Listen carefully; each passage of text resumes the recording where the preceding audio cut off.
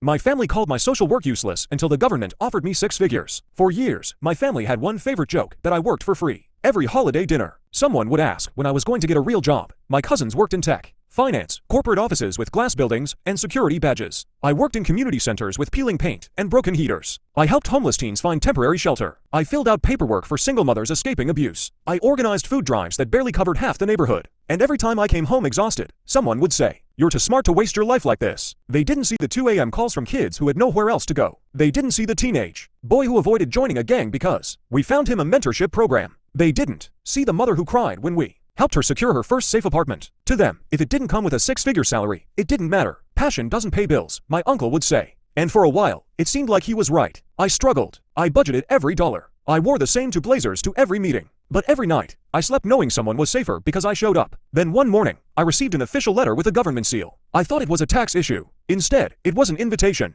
The data from our small community program had been reviewed at the state level. Youth crime in our district had dropped. School attendance had improved. Emergency housing placements had increased by over 40%. They wanted to meet. I walked into that government building wearing one of those same old blazers. By the end of the meeting, they offered me a leadership position and a 6-figure grant to expand my program statewide. 6 figures for the same work my family called pointless. When the contract was finalized, my phone exploded with messages. Suddenly I was inspiring. Suddenly, I was visionary. The same relatives who once laughed were now asking for career advice. But here's the part that matters most. The money didn't change the work. The mission was the same. The kids were the same. The struggling families were the same. The only difference was the number attached to my name. And that's when I realized something powerful. People don't measure value by impact. They measure it by income. So when I signed that contract, it wasn't about proving them wrong. It was about proving that purpose isn't useless just because it isn't flashy. And the real victory wasn't the 6 figures. It was knowing that the work they dismissed as small was strong enough to reshape an entire community. Sometimes the job they call useless is the one